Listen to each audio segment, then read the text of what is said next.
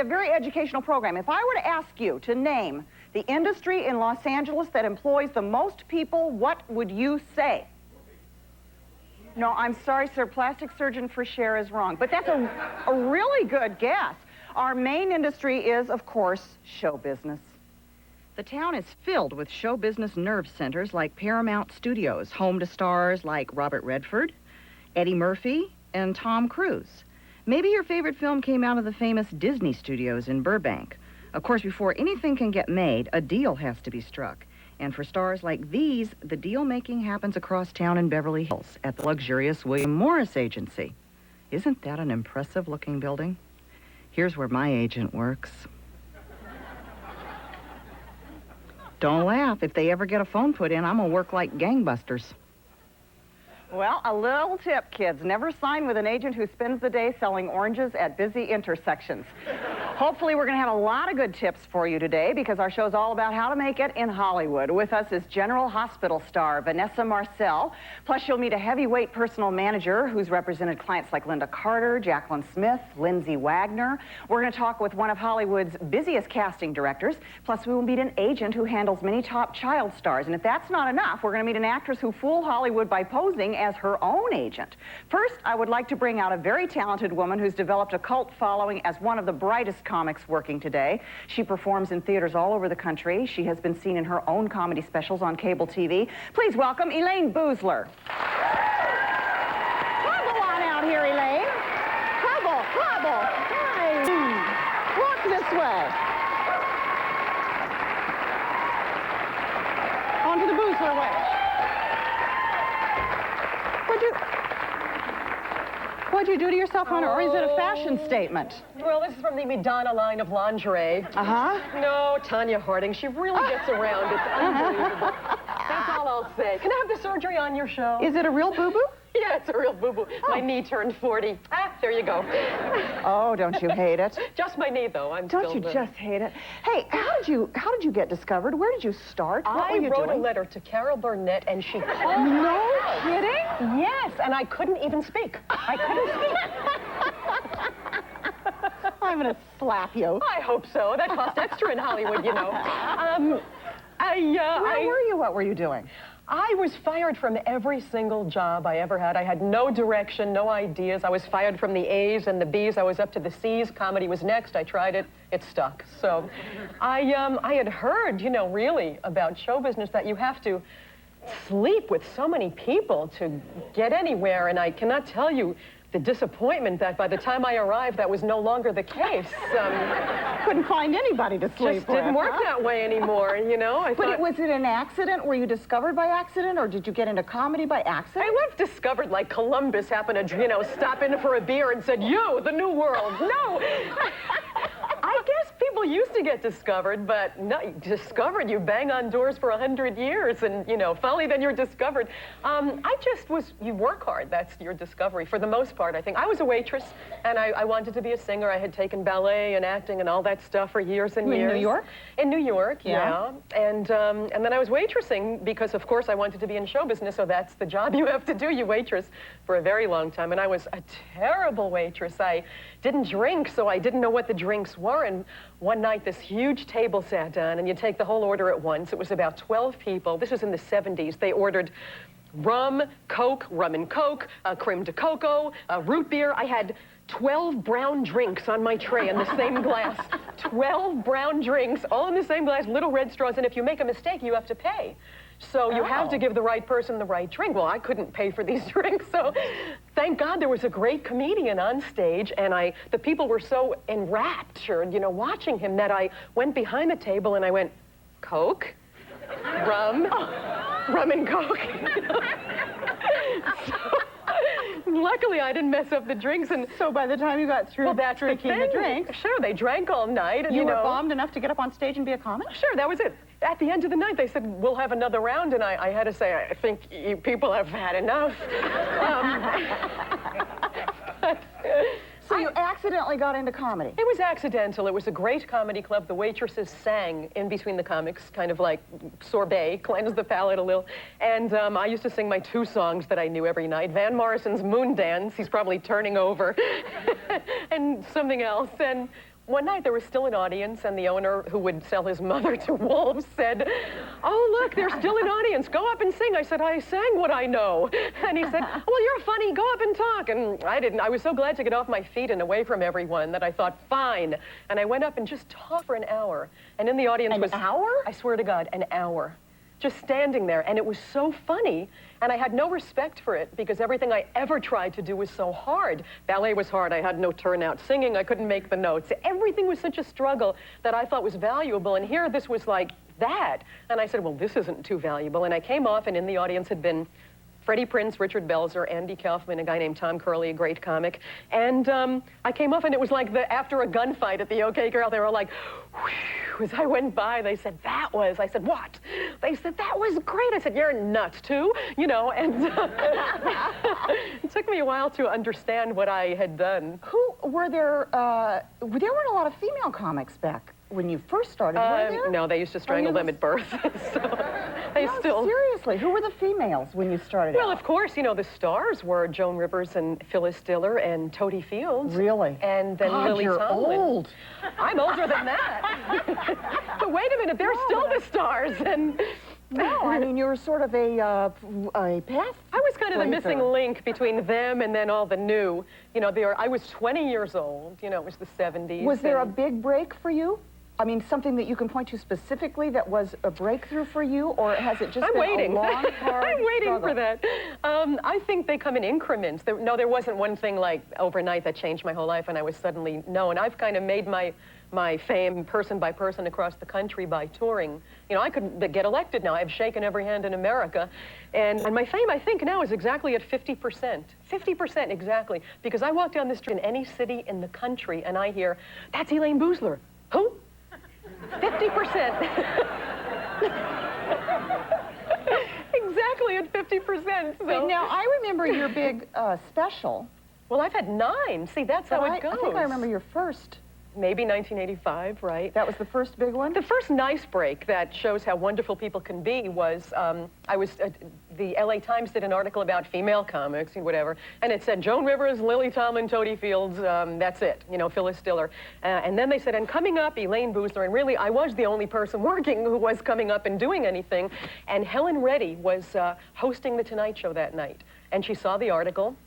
And not knowing me, she called Toady Fields, a great friend of hers, and said, is she any good? I'd never met Toady Fields. And she said, I've heard she's great, put her on. And she did. So and that got me work break. for 5 years. That was just a wonderful thing. But now the first big special that I remember, you financed yourself. Yes, and I didn't do it with credit cards. I didn't have credit cards. Well, that had to be God, that had to be scary. Well, what I learned, you're trying to teach people how to make it and survive. This is what you do. If no one will give you a job, hire yourself. Did that pay off?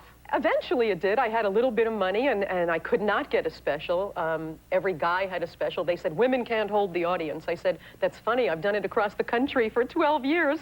They said, no, we won't invest. And I had a little money. I met a great producer-director, Steve Gerbson, who had a company in New York, and he thought I was great. And he said, I'll help you do this. And he taught me how to produce and direct and do these things. He said, but you've got to get a few celebrities for the openings, so we have, you know, they'll buy it for some reason.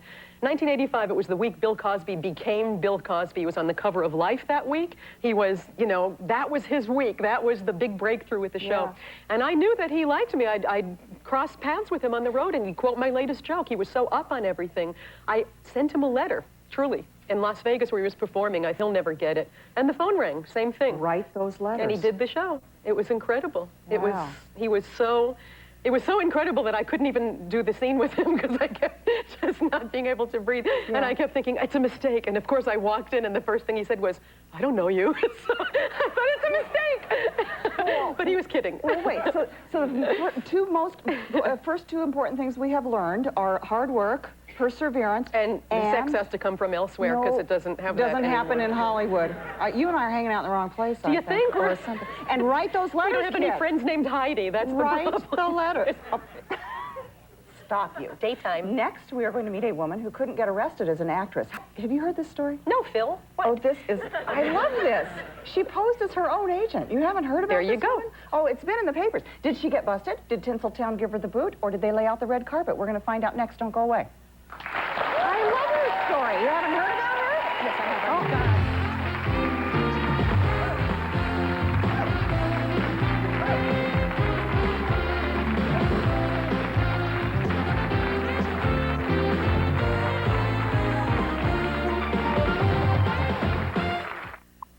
moved back to New York this year. I picked a great time to go, haven't I?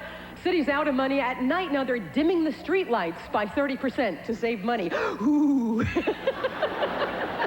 Everyone's going to be describing their attacker in the same way. Well, he had a knife and he was squinting.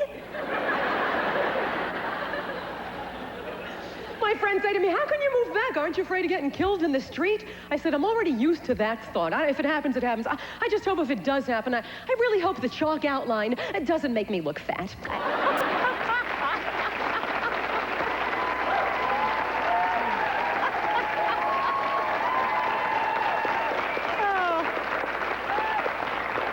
Talking about how to make it in Hollywood with Elaine Boozler today. And in this town, you can't appear naked in front of your husband, let alone on TV or the movies, without a call from your agent to set it up. My next guest, after being rejected by 35 agents, decided that she would pose as her own. Please help me welcome Carol Ann Francis. Crazy Carol Ann.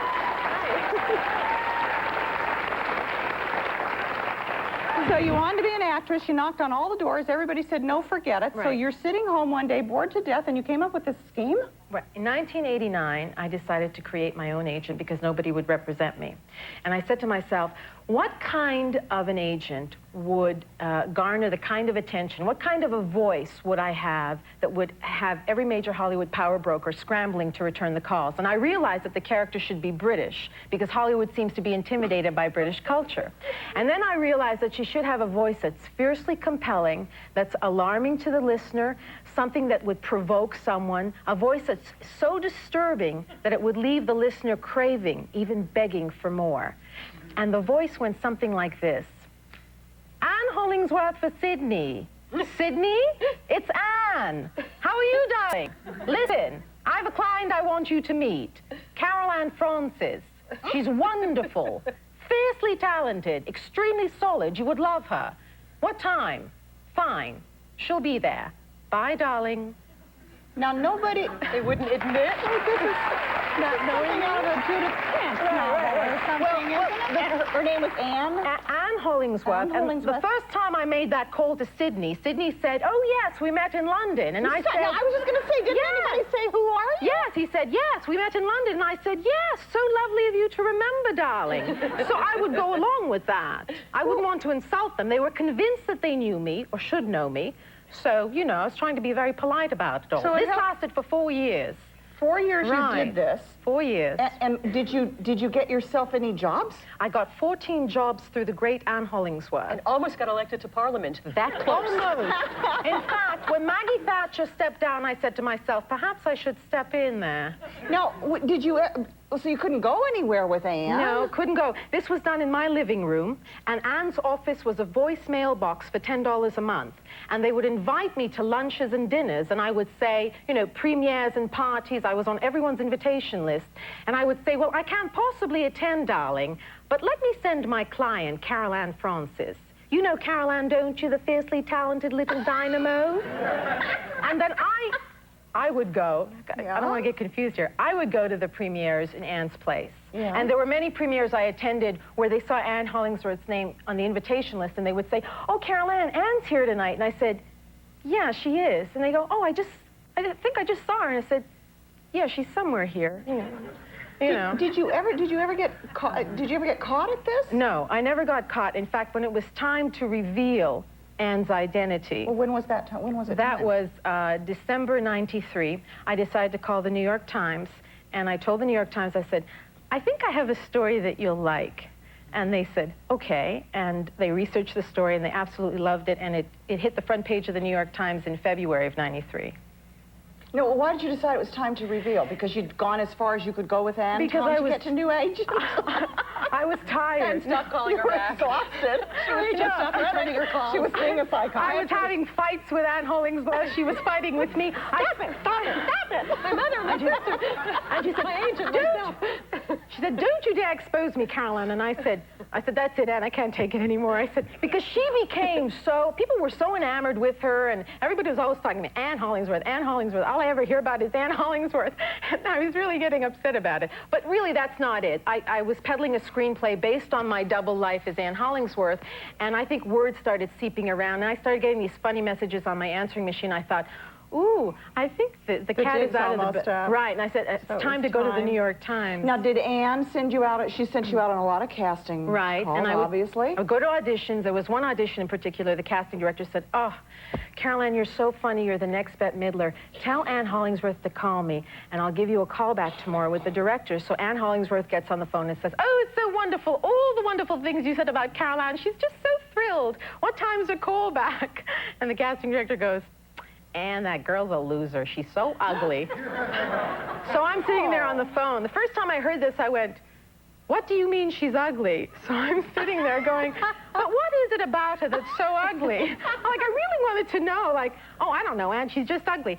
But what specifically is ugly? I mean, I really wanted to know. What about her is so ugly, you horrible pig? I mean, what about her? Right, but I said, you know, I kept going, I've never, and Anne started lecturing this person about, you know, poor Caroline schlepping on the bus system, going on her auditions. I don't know how she does it, that poor girl, standing on the street corners in her Anne Klein silk separates, and all because she wants to act, she wants the job. How could you do this to her? What am I to tell Caroline? Well, you're not going to tell her, are you? Of course I'm not going to tell her. So there was... Have you ever thought about being an agent yourself? I was... When the story broke, a lot of people said, "Would you represent me, Caroline?" Really? No, if only you had killed someone, you could have gotten a movie of the week out of the story. No, this is going to be a big... This is a TV series, and I have a book, and I'm in my own talk show. So I got what I wanted. Your own talk show? Well, I don't know if it's... You'll be back in a minute. If you think that you've... Shut up. If you think that you've got star quality, I'm up to my ass in talk show host. Stick around, because we're going to get up close and personal with a personal manager to the stars, and a top casting director is going to give us some tips on how you can audition and maybe get the parts that don't go channel surfing. We'll be back.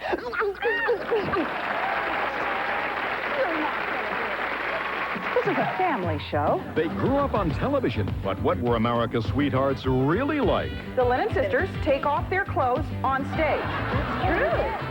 Peggy, Dee Dee, Kathy, and Janet reveal the private side of their public lives. I believe my audience can handle this. I used to put my hand on his rear end and dance with him. And you wanted to be a nun.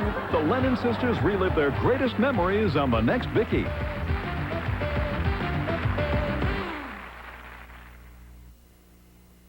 Well, there are three nevers in comedy.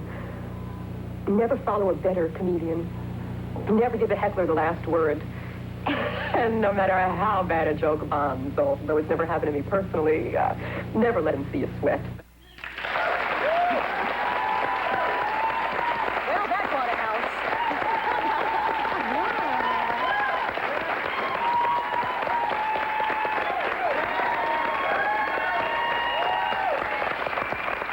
We're talking about making it in show business today, and joining me are my special guests, Elaine Boosler and Carol Ann Francis.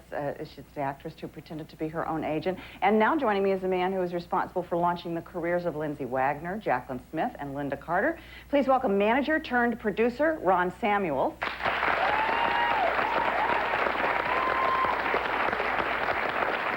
Also joining us is a man who gave Bruce Willis, Michael J. Fox, and Oprah Winfrey their first jobs on the silver screen. His recent film, What's Love Got to Do with It, yielded 2 Oscar nominations for its stars, Lawrence Fishburne and Angela Bassett. Please welcome casting director Reuben Cannon.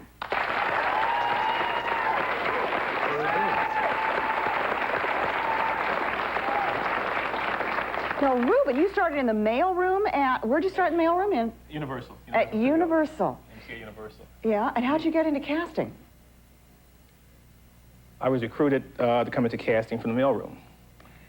Now, the mailroom is basically where they just work the hell out of you, don't they? And, Well- and then they decide whether you're worthy of a real Correct. job, sort of? Correct. I mean, you're judged on your potential to be an executive based on how you deliver mail. It was called the Executive Training Program. Yeah. Now, you were a pioneer of sorts, because there were not a lot of black people working Not in 1970. in that side of the industry at Yeah, all. I was the first black casting director in Hollywood. Yeah. So now, tell me about casting, because the only casting sessions I've ever been to have been so frightening. Are you a nice guy in a casting session? Sure, or... sure. I mean, I don't know if Don't you Elaine find or them Carol Ann, but horrifying? Ron will tell you, you know what? Oh, he's great. No, they're horrifying. Well, it can be frightening. We try to create an environment so the actors can do their best work because we want to get the best performance. How do you cast? Well, I mean, do you know when you, like, say, what's love got to do with it? You get the script. yes. And then do you have a preconceived notion of who you want, or sometimes do you, or never do you, or? Very often, faces will appear in the pages of the script, or you'll hear a voice in the script, or you can imagine pretty graphically that actor portraying that role. And you'll say, And you'll call that person and say, I need to see you? Well, then you'll meet with your director and producer and say, this film, I believe, would be great if we could get these two actors. And then you start the auditioning process, the process that you found so frightening, where you have the actor come in and say the lines, and you stare at them and you wait to see if the material comes to life. But that's so hard in a casting session. Because usually there are people like sitting around schmoozing with other people, and you don't get to read with another actor. Sometimes you only read with somebody who's bored and is late for lunch. And Yeah, well, yeah, sometime. But Yeah. but the thing the actor must remember is that the producer and the director wants the actor to be good. They are as interested in casting the role as you are as getting the role. Whether or not you're right for the role is a different matter. and tell us about casting Bruce Willis. You fought hard for him, didn't you? In Well, Moonlighting? yes, because Bruce did not fit the profile of a network leading man. So. And what, he came into audition and you went, I really like this guy? Well, yeah, he came in and he was actually here on vacation. He was here on vacation, and his agent called me and said, Ruben, there's an actor you must see. So he came in at 12 o'clock and he auditioned at 2:30. And we had read over 500 actors for this part. We'd been looking for this role of David for months. And once he read the role, it was like hearing it for the first time. And we made a deal to hold him, and then we started trying to get the network to believe that we had the guy. They said, no, he's not a leading man. Get out of here.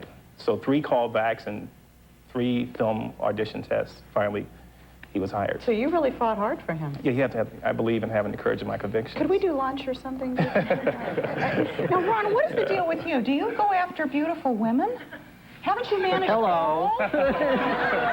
This is like deja vu. It's going managed- 20 years. I'm still hearing the same stuff. You've managed all beautiful women. Not true. Bob it's an Conrad was not a beautiful woman. Oh, Bob Conrad is not a beautiful woman. What do you look for, He used though? to be a beautiful woman. If you're gonna approach somebody to manage them, what are you looking for, or who do you want to manage? My story, and Ruben and I have worked together, and I've known him 20 years, is very different than most managers because I produce a lot of television, and I've produced 5 features. And so when I look at actors, I don't look at them from saying, gee, if I got my hands on this client, I can take them to this person and to that studio and to this network and get somebody to try and buy them. What I've done is try to find individuals that I thought were really unique and special, and then be in a position to put them into vehicles to promote their career, to give them the shot that maybe somebody else wouldn't. And I think what's happened with television especially is, and I hope nobody gets mad at me for saying this, but I feel like the world is addicted to mediocrity. And we're seeing so much product on TV that is so mediocre. The performances, the actors that are acceptable in the television shows, and I know Ruben will agree with this. I see things and I'm shocked by how bad the performances are, but because they've got a pretty face or this or that, they're hired into these roles and these shows are working. And I think it's really, I think it's awful. You know, where you look at a feature and you'll see like Tom Hanks, what he just did in that brilliant performance on film, and see there are a lot of actors out there that can give you some really terrific work, that are schooled, that know what they're doing. But for some reason, I think it's the buyers in television that really don't understand what acting is all about.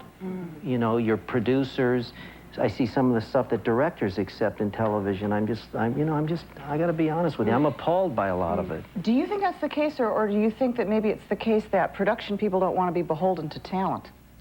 They want people that are expendable. That's been my experience a lot of the time in television. Really? I hope that's not the case, because the ones that are expendable usually can't make the numbers for a show to work. So if you've got somebody that's special, learn to deal with them, you know? And I think that to bring in talent that you can manipulate or control just because they feel lucky they got the job, if they're not good, I think hurts you. Lindsay Wagner's a great story, too. She couldn't get arrested before she met you, could she?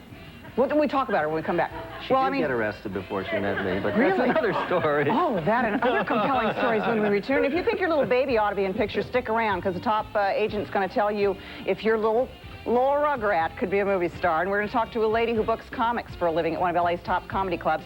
It's not all laughs. It's a serious show.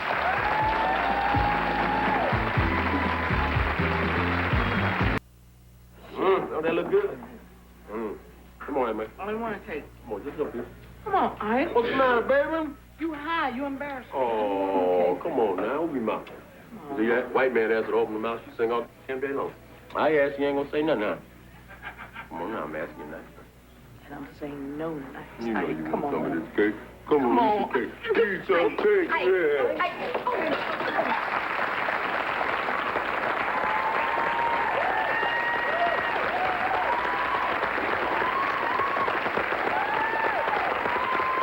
Today about how to make it in Hollywood with my guest stand-up comic Elaine Boozler, Carol Ann Francis, manager turned producer Ron Samuels, and the gentleman that you just saw, casting director. That was a clip from the movie that he cast, Reuben Cannon. And joining me now is a former stage mother turned talent agent for some of Hollywood's hottest young actors. Please welcome Judy Savage.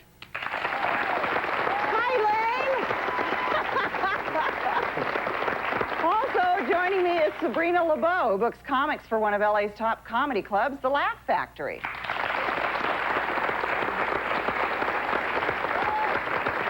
Well, Judy, let's start with you. You were like a classic stage mom, yeah? Three kids. Yes, I was. All successful.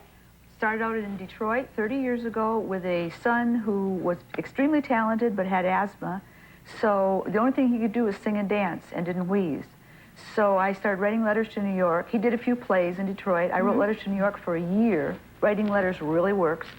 And to the casting people of MAME. And they finally came, auditioned him, fired the other boy, hired him. I took my 2-year-old, my 5-year-old, and my 9-year-old, and we went on the road for a year.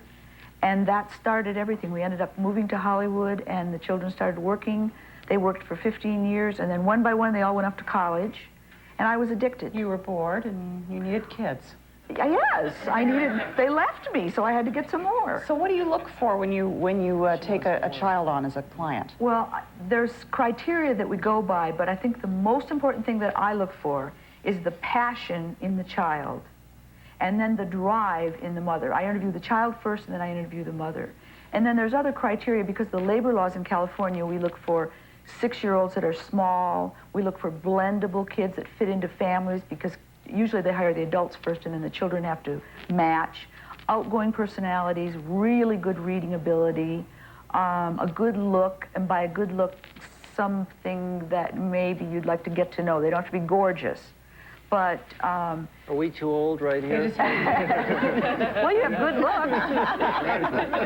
What are good ages to get work? Are there specifically good ages? I always say that in my business, the best ages to get started are 6, because they always need new 6-year-olds to play 4. 18, they always need new 18s to play 16, and 65, because all the stars... There you go, guys. Yeah. To play 50-year-olds.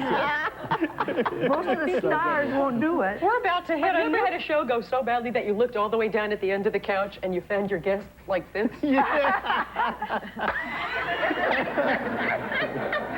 I was just... Are you bored, What Elaine? are these there for? I feel like I'm waiting for the doctor.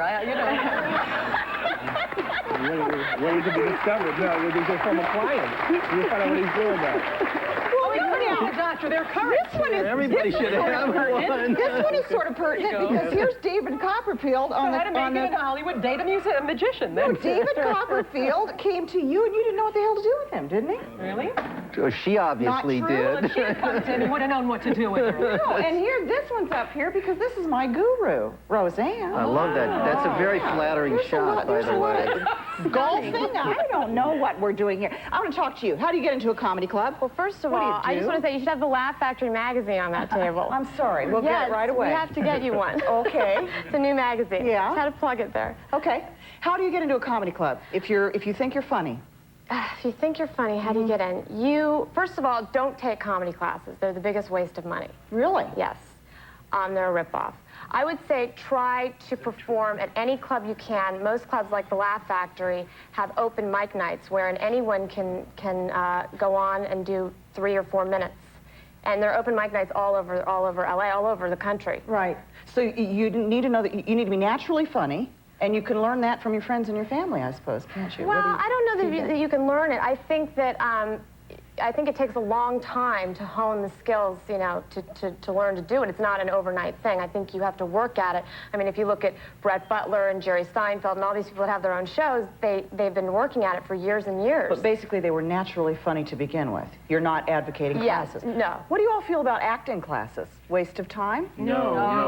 That's different. I believe, That's and I different. disagree about the comedy classes also. I think any training you can acquire will help you. Right. And You know, child actors today are way different from the ones that in yesteryear. If they're not trained, they don't last. Yeah, Well, but I think that the you know, audience is your best teacher, is what I'm saying. I think that the audience teaches you. Well, A you comedy need your class can basic teach you. tools, though. Back to what you were saying about this, you know, if you don't have the basic skills and you don't know the basics about acting, I think you are in trouble without having some kind of schooling in it. But then it depends on who you go to, because there's a lot of bad coaches around that can can ruin you also. But one thing about acting is an art and it is a craft. It is not an extension of your personality, so people have to be properly trained. And my advice to anybody who's trying to make it in this business is get your training in New York or London and then come to Hollywood and use the skills that you learned in your professional training to get actual work here. Right. Well, and we were talking. I don't agree with that. Did you find a good article, or could I totally ask you a disagree with question, her. Elaine? When we started, there was more. There were places to train and fall on your face and kind of keep learning. The Carol Then Burnett you can learn to show. fall on your face anywhere. They're still there. Don't you think now you have to be really prepared and really trained because you don't know when that break's going to come? I don't think they're where are the places where you can. But comedy is everything. You can't learn it. I don't think it's something you can learn through a class. I think you have to let the audience teach you. You have to listen to what the audience likes and doesn't like. Funny. Definitely, yeah. And I think you have to be trained to be an actor. Yeah, But that's different. I think it's very different. Just to do It is stand-up, different. you may be able to just do it with your personality. But you have to be trained if you're going to go on and be have a series of your own. But some of your biggest stars have never been great actors. It's their personality and their persona that gives them their career. Yeah. The ones you love the most that you've seen in roles like Kevin Costner in Robin Hood, which really, if you listen to the accent and you watch the performance, you know, but It was Kevin it's Costner and the Kevin Merry Costner, Men. so everybody loves Kevin Well, Costner. I think he's great too, but it wasn't about being a great performer in here, that. haven't I? A lot of controversy. I'm just saying I don't think there are like training grounds anymore. You can't go out and just kind of putter around for a few years and hone it. Everyone and you don't know when your break's going to come. It used to be like that, like many things in America. But Vicki, I would That's say, right. I have to take a break. Okay. Save it. We'll come back, Ruben. Stay right where you are, because we're going to find out how one of the baddest girls in soaps got her start. Vanessa Marcel from General Hospital will be here next. I'm hanging out with the Lennon sisters, Peggy, Janet, Dee Dee, and Kathy, the Lennon brothers, Dan, Joe, and Bill, and some Lennon daughters, Little Dee Dee, Jenny, Betsy, and Kristen. Join me for a Lennon family spectacular on the next Vicki.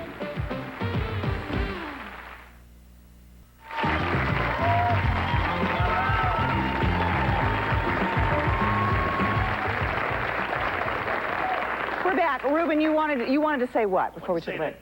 In order to have a career as an actor, training is essential, whether it's in theater, clubs, or some type of situation with a coach, but you must be trained. Yeah, get out there. I agree. Absolutely, Yeah, absolutely. But not necessarily in school. You're saying you can do it in theater, You can do it regional in theater, regional, summer community stock. theater, Yeah. start wherever you are. Absolutely. It's still different once you work on camera, though. There are different tricks. You know, if people want to get one book that would really help them about acting, get Michael Caine's book and his video, because he is a master. Look at Ruben, he's smiling. Is Mike a client? After this. We're arguing about the book now. But that book really teaches people camera technique that from his on-camera experience, it's really interesting and very helpful for everybody. I have no relationship with the guy, I'm just telling you it's a great study. If we don't want to know about your personal relationships, we are talking today, if How you're about just me and joining us, Elaine? about making it in Hollywood with a distinguished panel of Hollywood insiders. And my next guest is one of the vampiest vixens in daytime television. We're going to find out how the Princess of Port Charles got there. Please welcome General Hospital's Vanessa Marcel.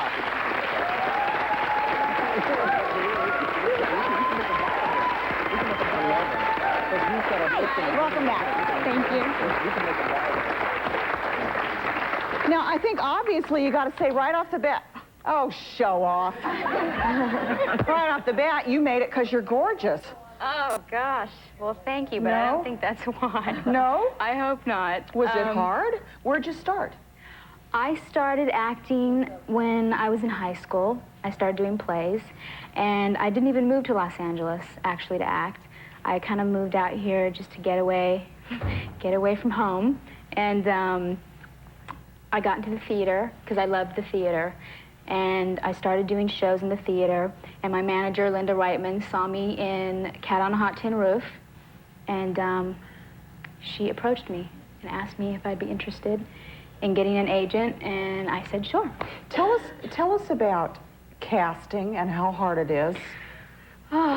Because I have a great little casting story for you. I was doing a pilot one time with Gary Marshall, and they wanted the leading man to be a Clark Kent type, is what the script said, a Clark Kent type. And he said, I'd like you to be there at the casting thing tomorrow at 3 o'clock because you need to help choose this guy. And when I walked in, there was a room this big full of Clark Kents, and I went, oh my God. It was the most hysterical thing. Everybody had horn-rimmed glasses, everybody was gorgeous, everybody was hunky. I went, oh, this is a nightmare. Oh my gosh. So if they're looking for a voluptuous young vixen, when you walk in the room, if you come from a small town and you're the prettiest girl there, you come out here, you're going to walk into a room full of voluptuous young vixens, Yes. aren't you? It's very intimidating, and I'm terrified still now every time I have to go in. And I just kind of use it. What I've done is I've allowed myself to be terrified, to say, okay, I'm scared, I'm nervous, and it's okay. When I used to try and stop myself, that's when I would get into trouble. You know, I would go, oh, you can't be nervous. You have to pretend like you know you're good and you know you're the best, and you know, and you walk into a room and there's all these gorgeous women, and I still have a problem with that because I've always been a tomboy. So I don't really see myself in that category. And when my agents call me and they go, okay, you're going up for the pretty girl in this, and I go, oh, do I have to go up for the pretty girl? Can't I go up for, you know, the kind of quirky girl who doesn't have to wear makeup? Because I hate feeling like I have to look pretty, especially when every woman in Los Angeles is 6 feet tall and, you know, flawless looking to me. It is a very intimidating town, don't you think? Mm-hmm. I mean, no matter what they're looking for, there will be a room full of them when you get there. Yeah. It doesn't matter what they're looking for. Yeah. And there's always, you know, that's why there's always going to be a girl prettier than you, so you just have to do it because you love to do it. Now, was General Hospital your big break? Oh, yeah, it's my first job. How grueling was that audition? I went in and I sat in the room and looked at all the girls. You know, you all check each other out. You know, okay, she has better legs than me, her hair's better than mine, but I have a zit today. I have better eyes, right? So you sit and everyone looks at each other, which is awful. And I went in, I met with Mark Teschner, who was so great to me, and I had a really good feeling. How right many away. callbacks? 3 callbacks. And then you come back to test, where they put you on screen and you do an actual scene. And I went in to test, and I was so nervous about who I was going to be testing against. And I went in and found out I was the only person testing for the role. Lucky you. Stay where you are, because next our experts are going to give us some tips on how to break into the business. You don't want to miss this. Come back. If you'd like to order a video cassette of Vicki for only $24.95, just call Video Archives at 1-800-4VIDEO.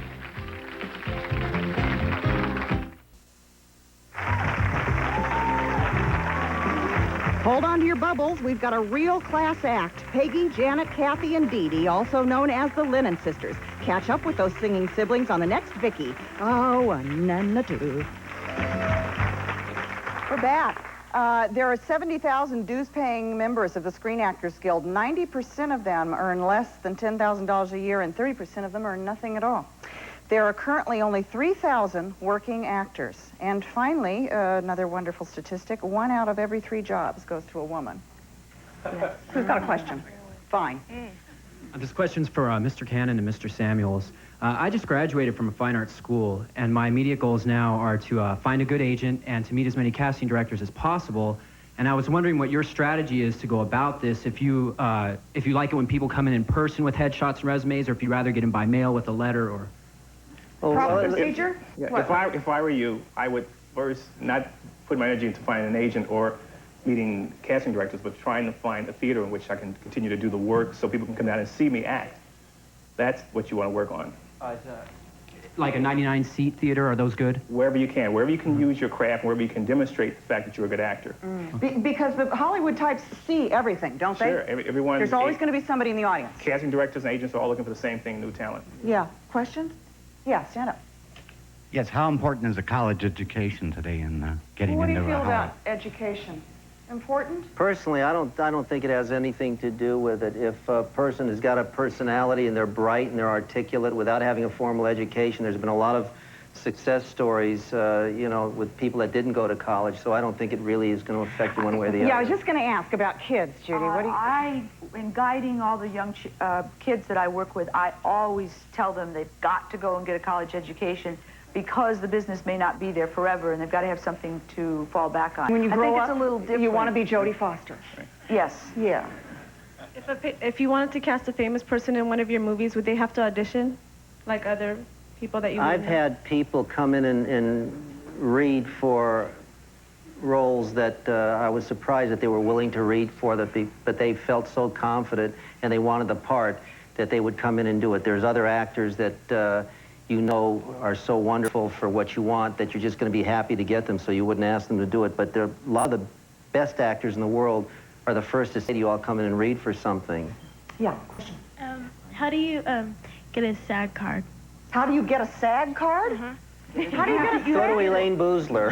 Call Andy Hollingsworth, and I don't know, you call SAG and pay them some money, and they'll send you a SAG card. No, right? No? What? You must be hired by a company that's a signatory to SAG. So if you're hired by Universal or Paramount, all the studios are signed to SAG. If you're hired by that studio and you can justify the fact that you have the proper training, you have to become a member So your of SAG. first job is sort of for free, and then you join the union after you've been hired. Correct. Okay, I got it. We'll be right back.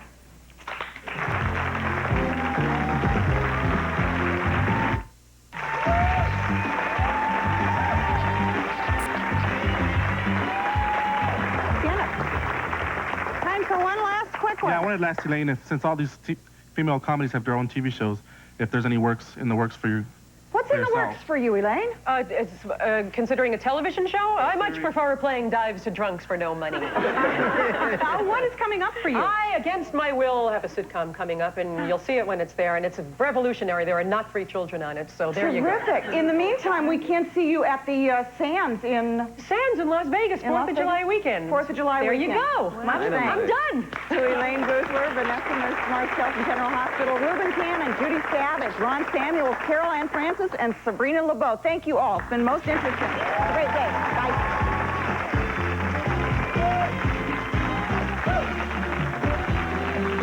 Hotel accommodations provided by the Mondrian Hotel, Sunset Strip Chic Hotel, featuring panoramic views from every suite, nightly entertainment, and cutting-edge California cuisine. BLS Limousine, serving Los Angeles and New York for over 14 years, can provide sedans and limousines for every special event. BLS Limousine, cars to the stars. Thank you, I'm Magnus. If you like what I'm wearing, kids, go get it there.